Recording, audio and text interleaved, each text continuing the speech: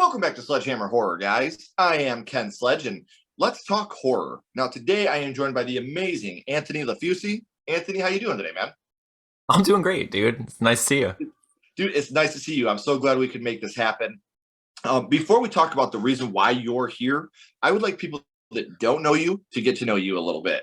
Anthony is a creator of comic books and a co-host of the We Have Issues podcast. He's also a lovable bard in the D&D podcast, Critically Stupid, and known for dating robots and pitching absurd movies around the internet. So we got a lot to dissect here for a second. Let's start off with comic books. How long have you been into comic books, and what's some of the work that you've done in the comic world? Oh man, I've been into comic books for as long as they were available to me. Basically, even before then, I was always one of those kids where I was desperate to get my hands on them. My parents weren't necessarily, interested in that sort of thing, but I had sneaky, behind the counter situations where people were giving me comics. It was pretty great. But I don't know, I kind of fell in love with comics around, I'd say I was 11 years old. I was given Madman, the comic books ends up on my arm eventually. But just kind of blew my mind and, opened the doors, just floodgates. So I just fell in love with comics then, and then I've always wanted to make comics. I always loved drawing, telling stories, doing that kind of thing. And I really started trying my best to make my own comics, and just failed, just utterly failed for so long, like so many people do. I was one of those people who was just really ambitious to start off with. I draw characters and be like, I love this, and then it's you draw one page and it's that's a lot of work. I can't do this. I suck. I am not. I do not have the talent or the steady hand, I cannot do this. Right. But eventually I met my friend Steven in high school, and he loved to draw as well. So we kind of put our heads together and was look, I'll write stories, you draw the stories, let's do this. And then we failed together. We were we got together and it was I can blame you, you can blame me, let's do this. Right. And it was like that for a while, where it's we had some really close calls. Actually behind me, there's our first ever attempts, making comics. We ended up publishing our pencil sketches and stuff. But Sure. over time, it's just we kind of fell off from working together, and I was we're both parents. I feel it's all behind us, but I don't want it to be. I'm not ready to just throw in the towel and give up on making content. It's something I do because I love it, and I want to keep doing it. So I suggested, I pitched to him. I had a heartfelt moment. I was I went through this breakup, Steven. You're my best friend. You've been my best friend since high school. I want one more chance. Let's just try to do this. Let's try to make comics together. And he was never, you suck. I'm just kidding. He was I'm in. He was 100%. He was I'm all in. But essentially I knew we were going to have issues. I was we're both parents. We work jobs, we have busy lives. We have all this stuff going on. And I was the only way I can see this working is if we have some sort of some mechanism to hold ourselves accountable. So what if we made it public? What if we were we went into public and we were this is what we're going to do this week. And then next week we had to look the public in their public eyes and be we sucked. We did not do it. We're holding ourselves accountable. That wasn't the week for us, but it would give us the opportunity to talk about our various issues, what got in the way, and when we succeed, we get to celebrate together and with everyone else, Sure. So we started this podcast called We Have Issues, and began just making comics together. And we made our first book, Played Again. It was about my breakup. It was a semi-autobiographical time travel graphic novel musical, which sounds as insane as it probably is, but people seem to like it. Yeah, it was based on my life. It was basically I was going through this situation where I had to pack up my whole life, and I was how do I do this? I'm so sad. I'm going through all this Right.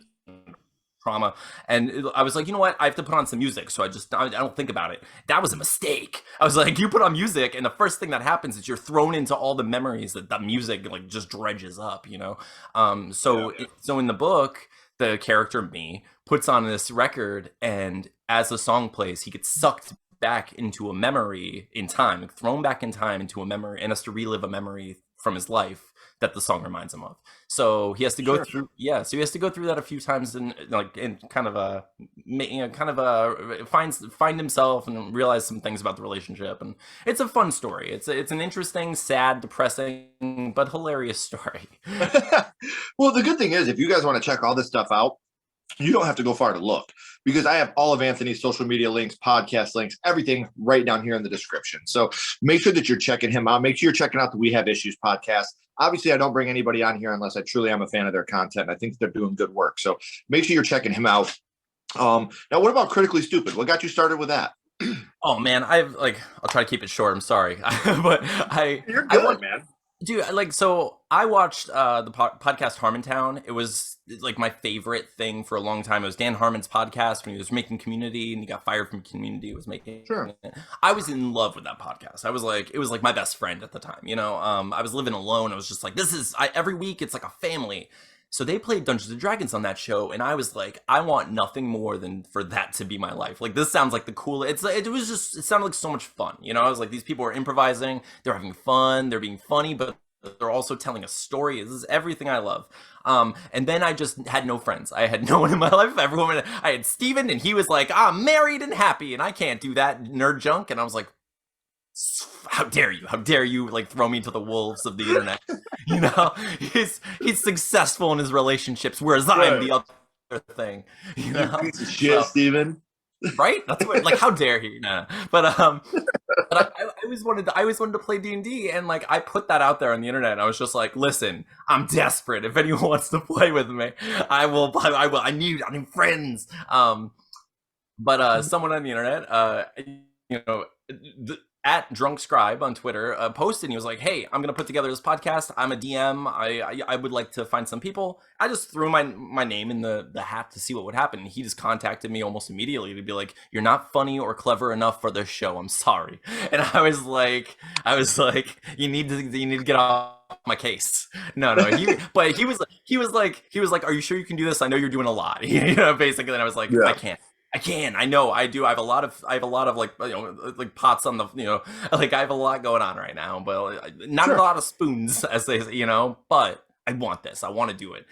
So he let me in, and ever since, like, it's just been so much fun. We're actually about to be on season 2 now. Like, it's going to get released soon. It's getting pretty awesome. People seem to love it, which I did not expect. I was like, oh man, you don't know what it's like to build an audience on YouTube. It's a slow roll. It can suck. It's a lot of work. And he was like, I'm not dealing with any of that. I'm good at marketing. And I was like, that makes one of us. That makes like, like, all right. And he was right. Like, that show is just like slowly finding an audience. Whereas my other show it's just been a slow, like one person at a time. We're like, hey, would you like this show? And they're like, no. And then, we just keep doing that. And eventually people say yes.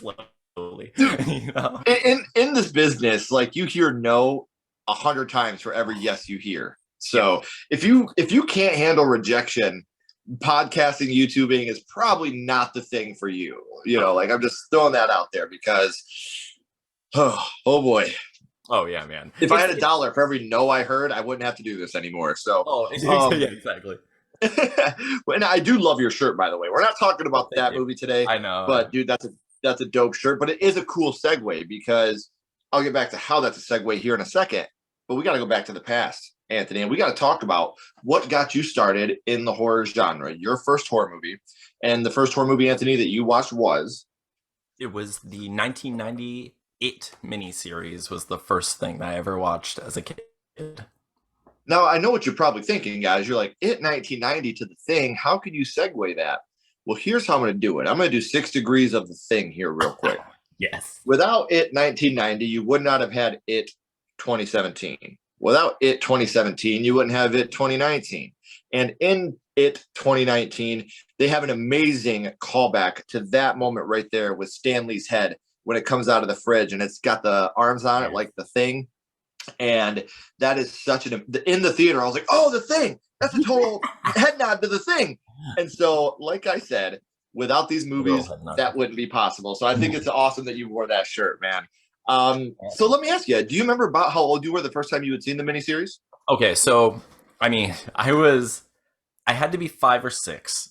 I was way too young, like ridiculously too young. And I don't know if you want me to go right into telling you how it happened, or you. Let's do it, man. I want to hear it. So here's the thing. It was, I mean, we're older people. I live, I was a child. I was just a young. I was a young lad, and my dad was burdened with me at the time. He was like, he was supposed to watch me that day. He was like, I have things to do, and you're coming with me. So my dad brings me to this house, and I was like, I have no idea what's going on. And come to find out, my dad was going to have a band practice, and he was bringing me. So I was like, okay, this could be fun. So I'm sitting there, and I was like, as you know, a 5 or 6 year old would do, I'm like, this is loud and not nearly as fun as you think it would be, in this house. So my dad's like, look, do we have somewhere we can throw this small child so he's not bothering us with his annoyance, and so the guy who owned the house was like, oh, I have a whole library of movies, a whole library. So he brings me into this room, and like, now I don't know. I couldn't tell you. I've never seen a picture of this room. I've never been back since. I can tell you like what my child brain saw was like floor to ceiling, wall to wall VHS like tapes, like a full wall to wall library. Like I have a bunch of junk here. I imagine he had. That's what I remember. And he was like, "Do you know how to use a VCR?" And I was like, yeah, it's like I live for movies. Yes, I mean, and he was like, all right, yeah. He's like, grab any movie you want, go ahead, and they just left. And I'm sitting there, there's one chair, there's one TV, just a single TV, VCR, and I'm looking around.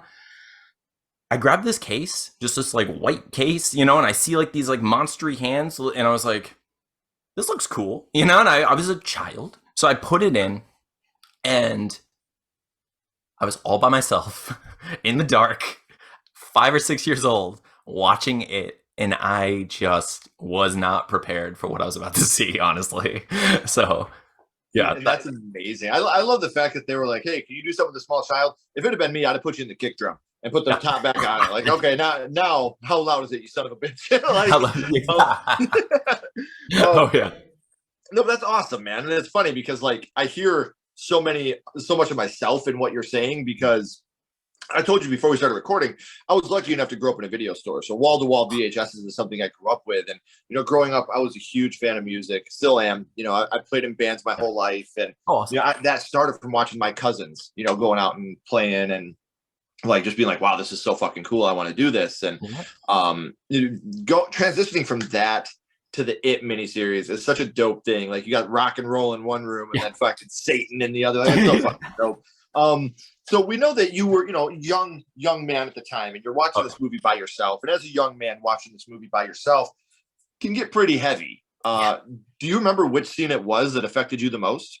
Okay, so I'll tell you so in that particular experience, the scene that affected me the most was when it was in the sewer with Georgie, because that's as far as I got in the movie before running out of the room in that experience. And that's why I was like, I'm not sure which one to talk about, because I was like, I have a few, and this was only a fragment experience, but it really is truly the first, and that's what happened. So I got to the point where he's like, you'll float too, and just like shows his teeth, and it just that slow fade, like zoom, and kind of like loses focus on his face, and I just bolted. I just hit it, and I was just like, I love this music. This is a great band, Dad. You're good at everything. I love this, man. This is the best sound I've ever heard in my life. Can you guys actually turn it up a little bit? I didn't know what I was doing before. But what people forget is, the miniseries starts off, and within the first 10 minutes, you have 2 kids die. Yes. Because before Georgie, you have the little girl out in the streets. That is, man, and that scene is so effective too. The subtle changes, like Tim Curry's performance in that freaking movie, the subtle changes on his face, and I like whatever. I'm not a hater of the new version of it by any means. But what I do think is that like the way they made the clown in the newer one inherently scary rather than ambiguously scary, I think it kind of like lost something there, because like Tim Curry's It could look like a standard clown, and then based on his performance could be this monstrous entity, or just like, what the hell, where did that come from? I've always felt like the Tim Curry one is more original to Stephen King's original idea of John Wayne Gacy, this beautiful, fun clown on the outside that's a true dark, hideous monster on the inside. And I've said this before, like and I'm with you, I really like Bill Skarsgård's portrayal of Pennywise. I think he did a great job. But as a 36-year-old man, if I saw Bill Skarsgård's clown, I'd be like, fuck that thing. That thing's scary as shit. Yes. You know, but Tim Curry's is so approachable, you know, Yeah. for those kids. And there's nothing, unless you have a clown, you know, fear or a clown Right. phobia or whatever. But, you know, he's just an approachable, lovey looking clown. And then he just turns monstrous. And I think it's so amazing. I love Tim Curry's performance in that because that's what it reminds me of. It's very Gacy, you know, beautiful clown on the outside and monster on the inside. So we know which scene it was, Anthony, that affected you the most. Yes. But what would you say your favorite scene from the 90 miniseries is? I'm torn between two. I've like, so the first one is, so I'll, you know what, I'll say the one that stuck with me the most is probably Beverly Marsh in the bathroom with the blood bubble popping. And like, do you know what scene I'm talking about? So she's in the bathroom. There's a voice coming. She hears the voices. Yes, she hears and then there's this bubble, and suddenly it explodes, and there's balloon? blood just everywhere. Yes, there's blood everywhere. And like, what affected me the most was just the sense that like her father couldn't see it. So no matter what she did, there was nothing she could do to share this with him. And it's just, you have that maddening sense of like, am I hallucinating? Am I crazy? Or worse, this is real and I'm alone, you know, like that. Right. Well, and even the dad's performance there, you know, when I worry about you, Bevy. Sometimes I worry a lot. And he's holding that blood like, yeah, dude, heavy shit, man. Oh, the guy's a shit bag anyway. Yeah, I told 100%. Maybe it's better he doesn't see it. Yeah, that's very true. Her for it, you know. Yeah, I mean, they kind of like circumvent that. Like, one of my least favorite tropes in horror movies, and it happens all the time. And like, it happens in Fright Night. It happens in so many movies where it's like someone will experience something supernatural, and they'll tell the person closest to them, and they won't believe them. They're like, "Hey, mom, I saw a ghost," and they're like, "Yeah, whatever. No, you didn't." Like, people don't lie about that. People aren't just gonna be like, "Hey, you person I'm closest to, there's a vampire next door." That's not a lie that anyone says. That's not a thing that we just do for fun, you know? You're so cool, Brewster. I fucking love Friday Night, dude. Oh man, I love one Friday of my so favorites, man. Yep, absolutely. Yeah. Well, I mean, and the thing about like what you're saying there is she does find that comfort in her friends. Yes. You know, they come over and, you know, you can see it. Of course we can fucking see it. You know, like, and they clean it up. And then she even says later on, like, after you guys came and helped me cleaned up, it never came back again. The mess was never there again. So there is that underlying, you know, message of the trust and love that friendship creates and how that can help you to defeat anything. Yeah. And that was us when we were kids, man. And I'm not saying anything bad about kids today. Like, please don't misconstrue what I'm saying. I have children. You know, I get that it's different times now, but you know, back then that's what we did. We went out in the woods and we hunted for frogs. We built dams. You know, we had our imagination, and that was it. We didn't have our imagination, anything we needed right in our hands. You know, and again, that's not a bad thing. It can be a very good thing. But I wouldn't change my Stand By Me, Losers Club childhood that I had for anything. And I feel bad that some kids don't get to feel that feeling of complete adventure and complete love for your friends, because that's all you have sometimes. So the people, your next door neighbors, the kids down the road that you go and play with every day. It wasn't just, hey, let me DM this person. Oh no. You know? There's definitely that like deeper sense of camaraderie and, you know, just community that you form. That it's hard to form that when you're just going by usernames and whether or not you are like playing a game online with someone, you know, like it's tricky. Yeah. It's an you know, it's an odd evolution. You're not as vulnerable as you were then. You know, you didn't feel that loss when you stopped being friends with somebody, you know, like when they tore you out of their life. So we talked about which scene affected you the most and what your favorite scene is, but I want to get a little darker here for a second. Okay. What would you say your favorite or most impactful kill from the 90 miniseries was? Okay. I'd say it's kind of silly. I think my favorite one is probably, or the most impactful is probably Belch. Something about that where he gets just kind of levitated, right? Like he said, like they see the deadlights, and then he does that contortionist fold where I'm like, I have none of those talents. I am like floppy and like I have like noodly arms. I have no flexibility. I am as stiff as an arrow. Like just I cannot.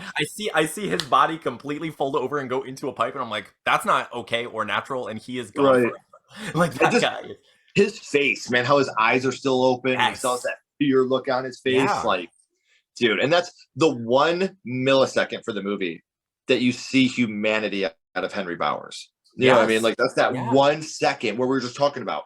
Even the dirtiest, nastiest, evilest of people can have a tiny bit of heart when it comes to the people that love them and the friends that they Yep. have. So you have that sliver of humanity in Henry Bowers at that moment.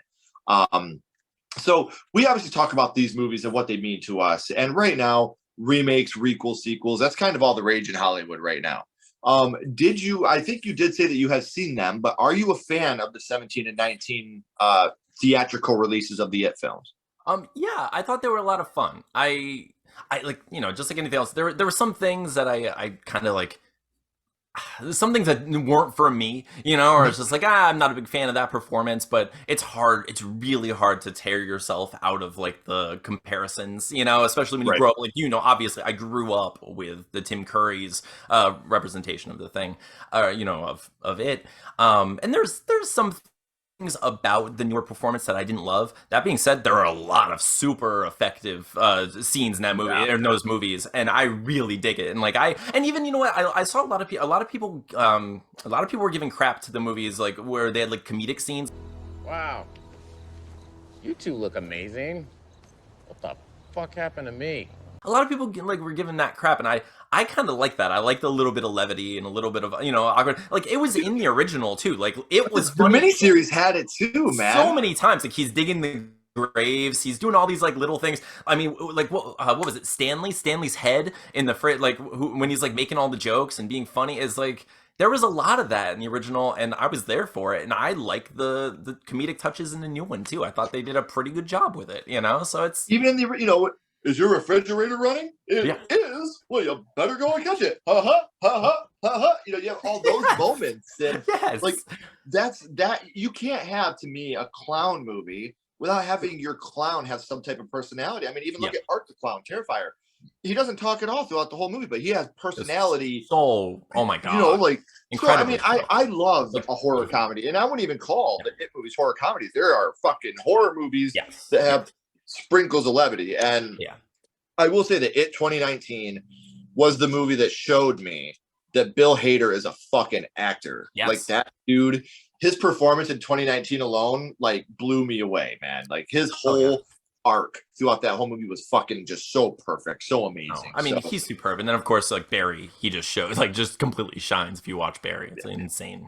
Oh, he's perfect, man. He's such a great this showed me he wasn't just the best friend in the background of Forgetting Sarah Marshall. You know what I mean? Like, like he's not just that side character on Saturday Night Live that can do impersonations. Like he's a fucking actor, man. He's gotten a lot of good roles because of it. So we know how horror started for you with It 1990. And now, Anthony, I kind of want to throw a curveball here at you for a second.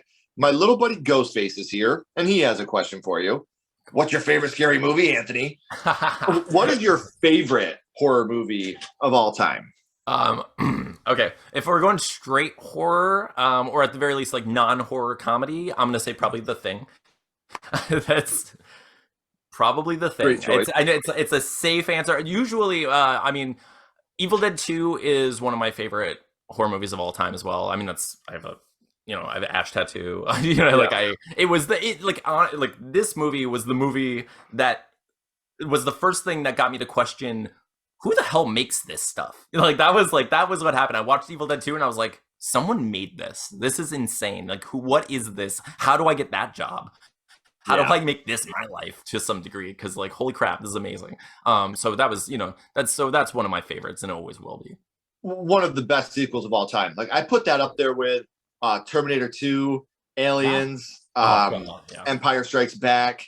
Like these are my personal favorite sequel of all time. And I think it's the best sequel ever made, and people give me shit for it. Is Dr. Sleep, the sequel to The Shining? I think that's really the best sequel ever made. That's one of my favorite movies. I think it's better than The Shining. May not be in the scope of how it was made a better movie, but to me, it's just a movie I fell in love with. And Evil Dead 2 is right up there. Like I think Evil Dead 2 is better than Evil Dead. I will die on that hill. Like, I think so too. I think Evil Dead has like its beautiful potential, and you could see that Sam Raimi was like, but what if?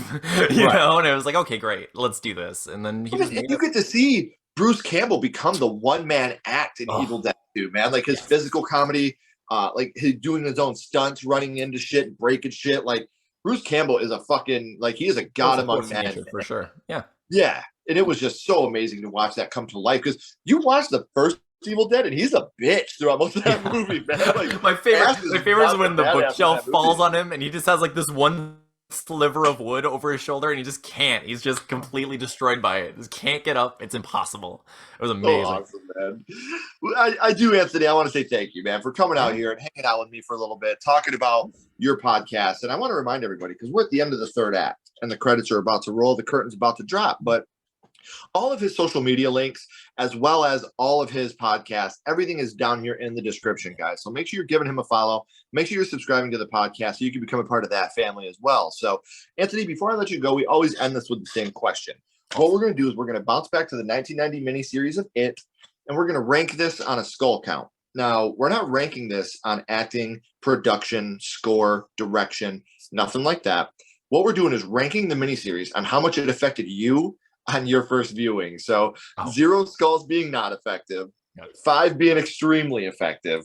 You can use half and quarter skulls anywhere in the middle, like you'd have to. What is your ranking of the It miniseries? I'm going 5. I literally ran out of the room and it changed my life. Like I can't.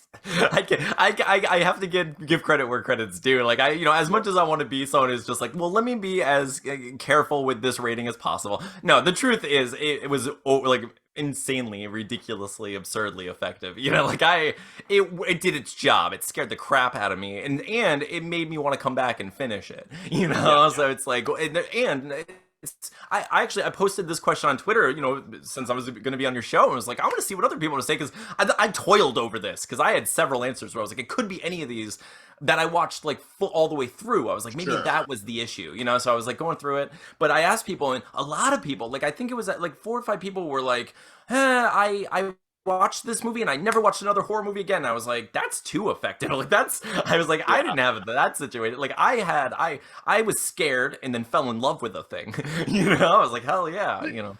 I had a buddy of mine that his first horror movie was A Nightmare on Elm Street, and for like 5 or 6 years after he watched that movie, he would not sleep with sheets on his bed. After the scene with Rod in the jail cell where the sheet wrapped him and hung him, he wouldn't sleep with sheets on his bed at all, dude. And like, I want to be affected like that. Like I want that, but I'm with you, man. Like ever since I watched, I don't condone drug use. Everybody that knows me knows I'm not pushing that to anybody, but horror movies is my drug. And you watch that movie and you get that high, and then you're chasing the dragon. You want to get it again. I need to get my next fix. I need, that's, and if horror movies is your drug, it's a healthy fucking drug. So stick with that instead. Yeah. But I love it, man. I love that fact. And those type of comic books, man.